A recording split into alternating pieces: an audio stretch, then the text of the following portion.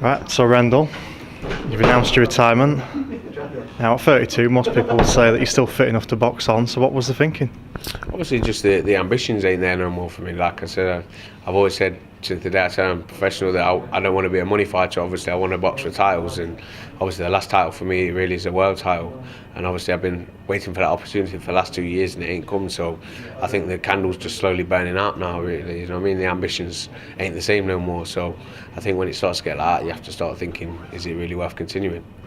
There's a silver lining though that you'll get to spend more time with your family. Oh, definitely. Do you know what I mean? Obviously, like I said, my oldest lad's nearly 12, my youngest is 5, and obviously I missed out on a lot of daddy time, and obviously my girlfriend as well missed out on a little time together. So it's time to catch up, really. You know what I mean? Sometimes they say you can't catch up on what's past, but obviously now's my time to have a good time, really.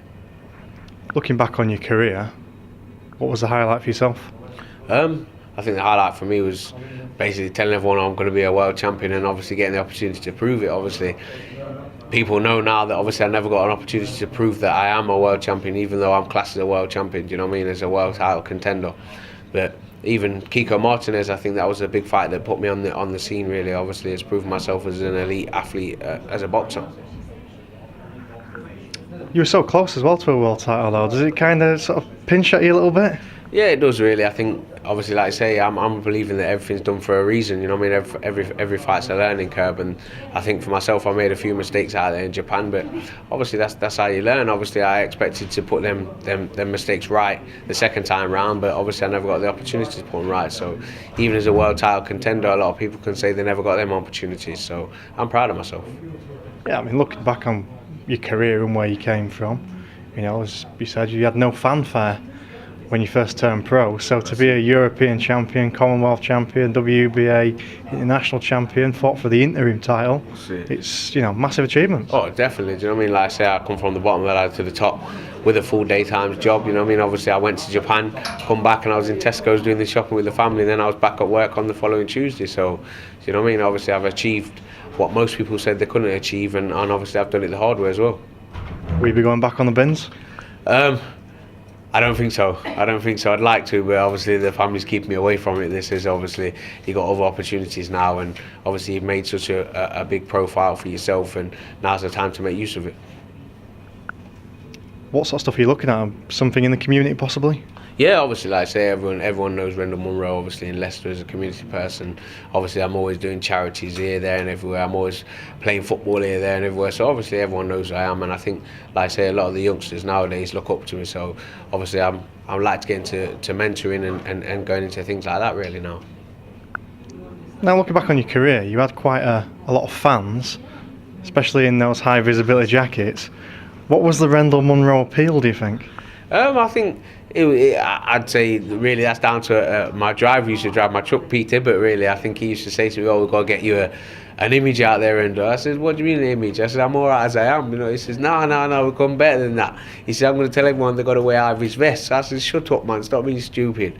And then I always remember one of my fights come out and everyone's got hi-vis vests on, and I couldn't believe it.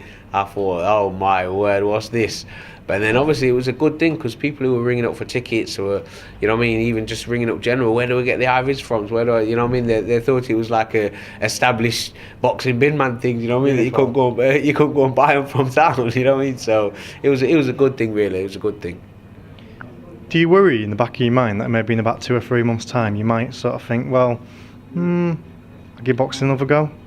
Nah. I think, like I say, I think I've did everything, and like I said before, I've always said that I'd never be a money fighter. And if I came back 2-3 months down the line, obviously I'm going back on my own words by saying that, you know what I mean, I've got to be a money fighter. So I think I've done it for 17 years, and I've achieved a lot. Do you know what I mean? I've achieved more than most people are expecting me to achieve. So obviously I've got a family at home, and now I've got, you know what I mean, new challenges and new things to do, really.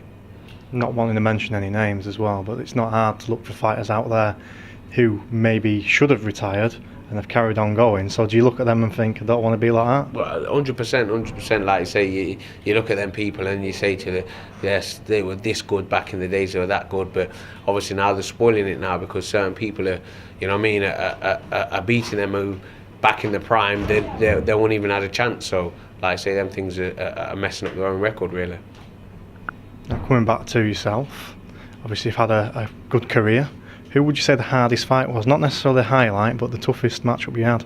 I think the hardest fight for me was Mel Jota, I think. You know what I mean? Obviously, it was a full-on war. Obviously, like I said, it was a man who matched me for, you know what I mean, for strength, for pace, and for fitness, really. So I'd say that was one of my biggest fights and hardest fights. Excellent. Well, it's been a pleasure following your career, Rendall, and good luck in the future. Nice one, man. Thank you very much. Sure.